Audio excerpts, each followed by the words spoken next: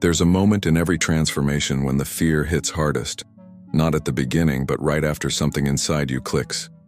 Right after the meditation that opens your heart. After the moment you finally feel aligned with the future, you. After the realization that something has shifted, and just when it feels like you've cracked the code, suddenly the fear crawls back in. The thoughts begin racing. The nervous system starts reacting. Your body contracts. You question everything. You feel like you're regressing.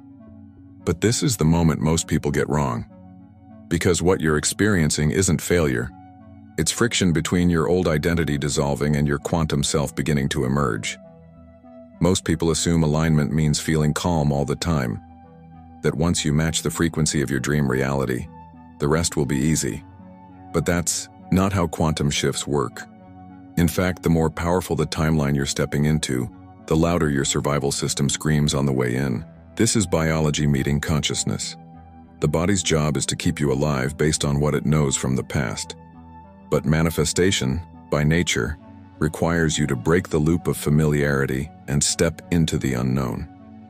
Your nervous system isn't resisting your dream. It's reacting to unfamiliar signals that threaten its control.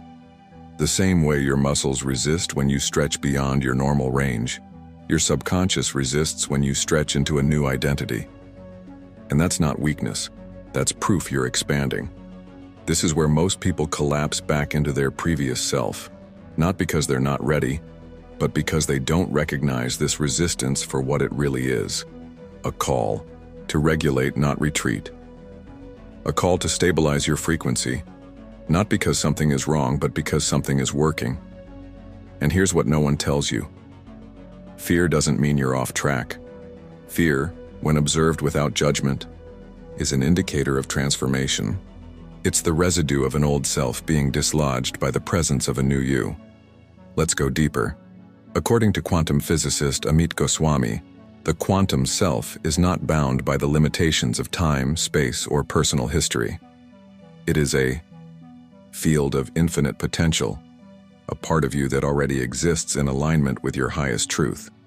But to access this self, you must collapse the possibilities into form through intentional observation. And that observation must be coherent, not distorted by fear, panic, or the need to control the outcome. That's why emotional regulation isn't just a tool for healing. It's the bridge between your current state and the version of you who already lives the reality you desire. Joe Dispenza explains this beautifully. Your body responds to your thoughts as if they were real events. When you think fearfully, your body goes into survival. When you think in alignment with your future, your body recalibrates to that new possibility. But this recalibration isn't instant. There's a moment where your body is still addicted to the chemistry of your past, even as your mind is choosing a new direction. That's the gap.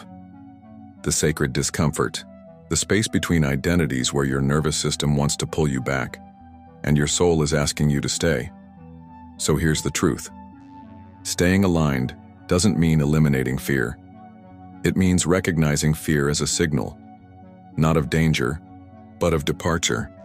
You are departing from an identity that was familiar even if it kept you stuck. You are leaving behind neural pathways that were wired for limitation.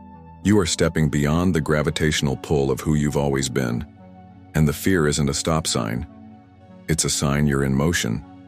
So when fear interrupts your shift, you don't need to start over. You don't need to question your worth. You don't need to force yourself back into high vibration. You need to pause, breathe, observe the fear without becoming it. And remember, your quantum self has already made the leap. Your only task now is to stay coherent long enough to meet it. This is the beginning of a new relationship with fear, not as something to eliminate, but as something to listen to, decode, and alchemize. And in the next section, we'll go deeper into what's actually happening in your subconscious when fear arises, and how to navigate it without collapsing your frequency. Fear is not the enemy. Fear is feedback. It tells you that something new is happening inside your energetic architecture, something the old self doesn't know how to survive. But here's the paradox. The fear isn't coming from your quantum self. It's coming from the conditioned body that was trained to associate stability with limitation. This is where the leap gets real, not in your vision board, not in your meditations, but in your biology. Your nervous system wants safety, and anything unfamiliar, no matter how aligned, how expansive, how divine, can feel unsafe if it's not what your body is used to receiving. This is not sabotage. This is survival instinct. Amit Goswami calls the quantum self the bridge between consciousness and potential. It is not attached to form but to awareness, and the moment your awareness begins to shift, through intention, repetition, or elevated emotion, you begin to access that bridge. But that access doesn't always feel like bliss.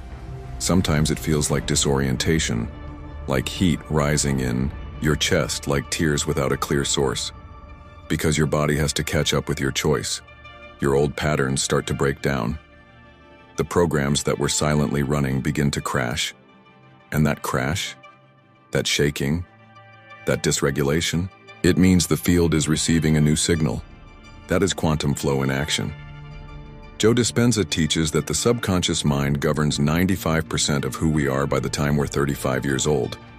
That includes not only your habits and beliefs, but also your biochemical addiction to emotion. So if you've been living in survival mode, hyper-alert, reactive, skeptical, guarded, then even joy will feel threatening.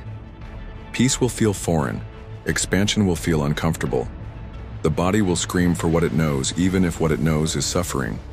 This is why people who begin manifesting love often feel unworthy. Why those stepping into abundance start panicking about loss. Why those calling in freedom suddenly feel lost. The subconscious is not resisting you. It's asking, are you sure we're safe here? This is the spiritual work that no one glamorizes. The recalibration of your nervous system to accept peace as normal, to accept joy without guilt, to breathe into expansion without holding your breath, waiting for the collapse. You are not just choosing a new timeline. You are teaching your body to live there. And that requires regulation, not as a task, but as a devotion. It means noticing when your breath becomes shallow, when your jaw tightens, when your thoughts speed up, and gently guiding yourself back, not to perfection, but to presence. So let's make it real. When fear arises in the middle of your shift, what's the first signal your body sends? Is it your stomach tightening, your hands getting cold, your chest closing? The key to staying aligned is not ignoring that signal. It's responding to it with consciousness. Place a hand on your heart. Slow your breath. Tell your body, I know you're scared, but we are not in danger. We are just expanding. You don't push the fear away. You sit beside it. You love it. And through that love, you reclaim your signal. When you do this, something subtle begins to shift. The fear doesn't disappear, but it transforms. It becomes data. It becomes a guidepost. It reminds you that the leap is happening not only in your vision, but in your cells. You are not just visualizing change, you are becoming the embodiment of that change. And embodiment, unlike fantasy, has weight. It moves through muscle, breath, memory. That's why it takes practice, not force. Not perfection, just practice. Now I want to hear from you. If you're comfortable, share in the comments.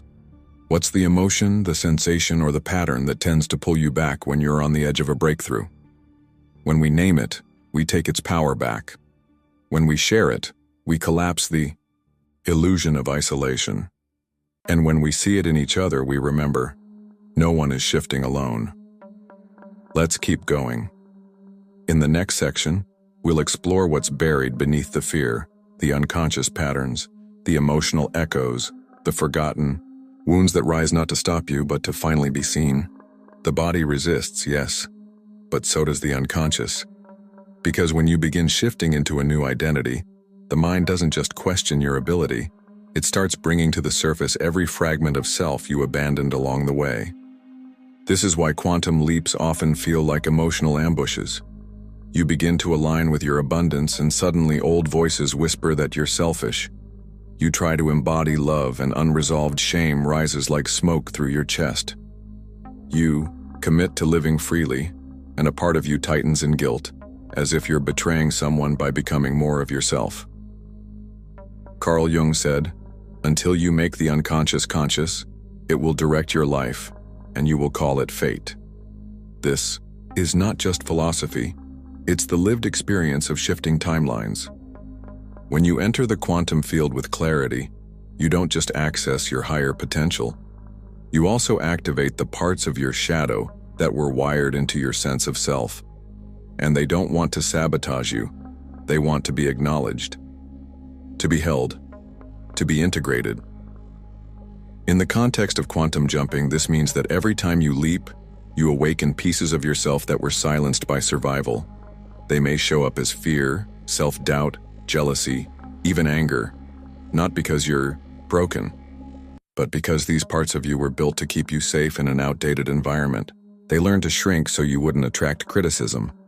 They learned to please so you wouldn't be abandoned. They learned to numb so you wouldn't feel the pain of rejection.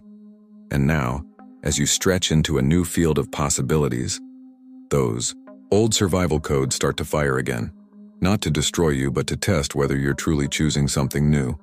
The test isn't external. It's vibrational. Are you willing to stay centered when your inner child panics? Are you willing to hold your frequency when an old wound reactivates? Are you willing to respond to discomfort with presence instead of performance? This is the real work of consciousness. Not bypassing your fear with love and light, but meeting your fear with maturity, gentleness, and truth. And here's the most powerful truth of all. The shadow isn't trying to pull you back. It's trying to join you. Those scared, rigid, hurt parts of you aren't obstacles to your expansion. They are the parts that need to be brought into coherence with your expansion. When you integrate those pieces instead of rejecting them, your frequency doesn't just rise, it stabilizes. Because now you're not leaking energy in the form of internal conflict. You're unified, you're whole, and wholeness is magnetic. Imagine this. You're standing at the threshold of your desired reality, and fear rises. Most people try to suppress it, but you do something different. You sit, you breathe, and you say, "I see you. You're welcome, here. We're going anyway." In that moment, you're not just jumping, you're leading yourself. And that leadership becomes a signal, a vibrational signature the field can respond to. Because the quantum doesn't need you to be perfect, it needs you to be clear. Clarity isn't the absence of fear. It's your willingness to move with it, to breathe through it, to carry it gently instead of letting it drive. This is the inner revolution. The shift that sustains itself. Not because you've eliminated every shadow, but because you've stopped abandoning them. And that is what makes you trustworthy to the timeline you're calling in. You're not faking it until you make it. You're healing it until you embody it. That's quantum integrity. And it is felt far beyond the words you say, or the affirmations you repeat. It's in your gaze, your breath, your posture, your presence. And once your presence becomes coherent, once your energy stops fighting itself, the field has no choice but to organize around you. And that brings us to what may be the most important part of the leap, knowing how to stay in the flow when everything inside you wants to retreat. Not forcing, not controlling, but gently recalibrating, continuously, lovingly. That's where we go next. You already know how to visualize, you already know how to set intentions. But the real leap happens when your inner world begins to tremble, and instead of running, you remain. You witness, you feel, and you choose not to collapse. That's the moment when you shift from being a student of manifestation to becoming the embodiment of quantum presence.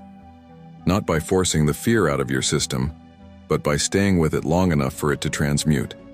Because here's what most people don't realize: regulation is not about suppressing your emotions.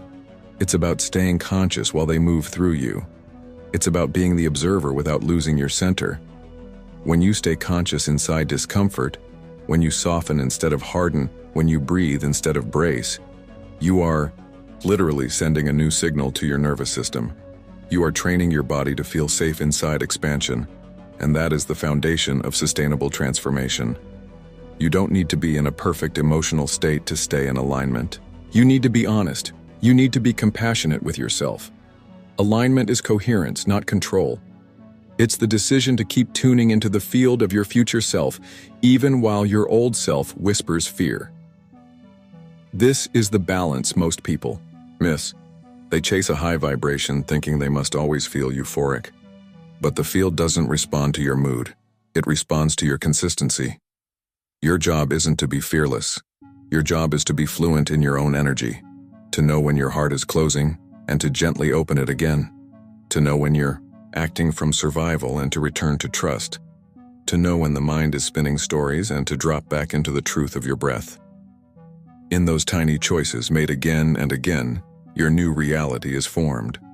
The quantum field doesn't operate on time, it operates on frequency, which means your desired timeline is never far away in linear distance. It's a shift in vibration, and that shift often happens subtly, quietly, in the moments when you choose to stop reacting and start breathing. It's in how you stand up from your chair, how you respond to a difficult message, how you hold your spine when doubt creeps in. Those are not small details. They are entries in the vibrational code you're emitting. Let's make this tangible. Imagine you're deep in the middle of your quantum shift. You've been visualizing. You've been practicing presence. But suddenly, something triggers you. A memory, a setback, a comment. Your stomach tightens, your chest collapses, your thoughts spiral. In that moment, you have a sacred choice. You can collapse back into the old timeline, or you can pause.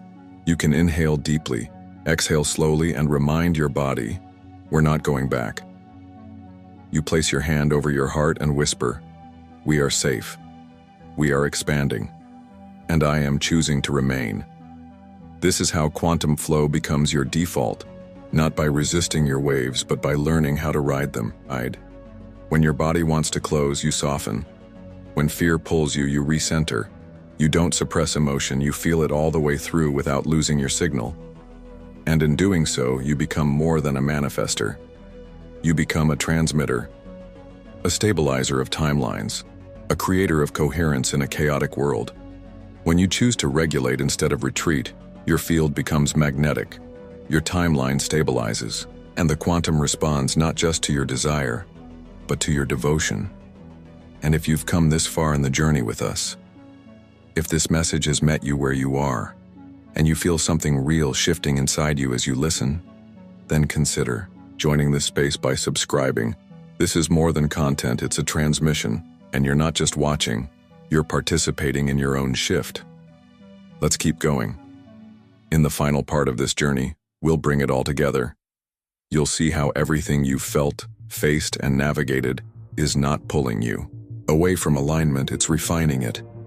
And the truth is, you're already further than you think. You made it through.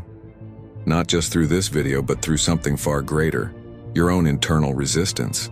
That subtle wall between who you were taught to be and who you're now becoming.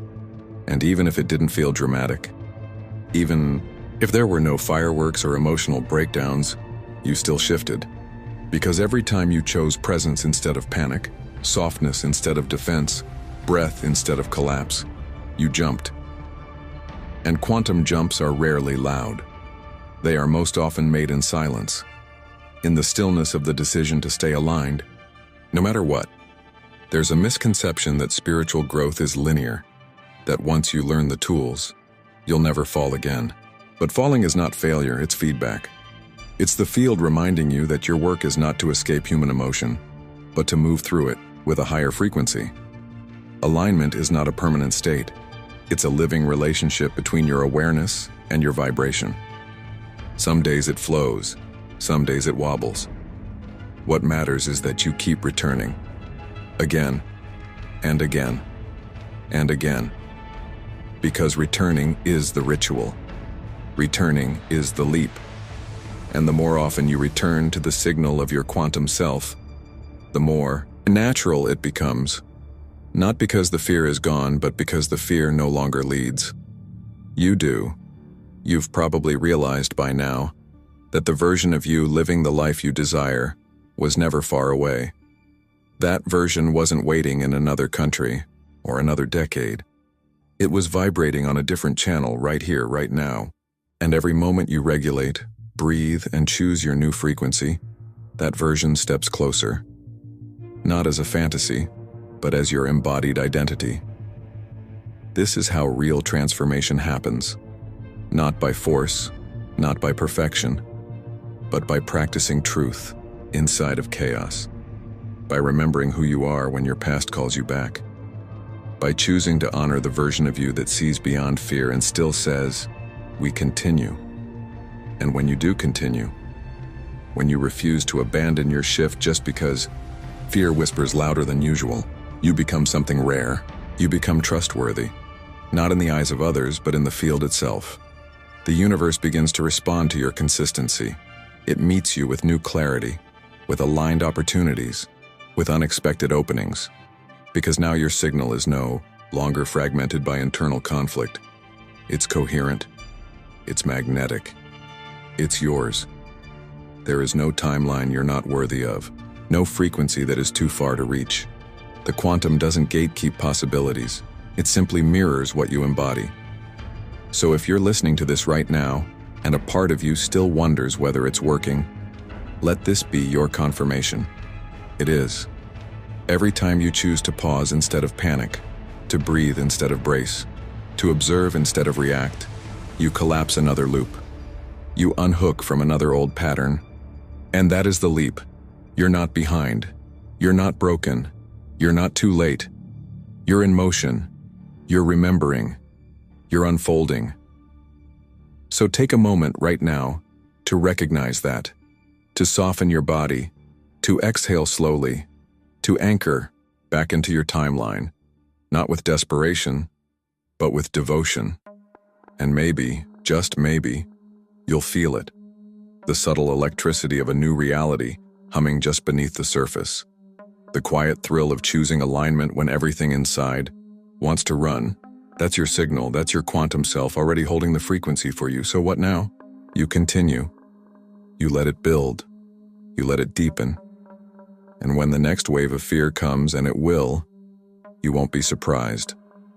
You'll be ready, not to fight it, but to breathe with it, to walk through it, to hold your signal steady until the field responds again. And it will. Because once you start shifting from reaction to regulation, from emotion to coherence, from survival to embodiment, the leap is no longer a theory. It becomes your life. You're already living the shift.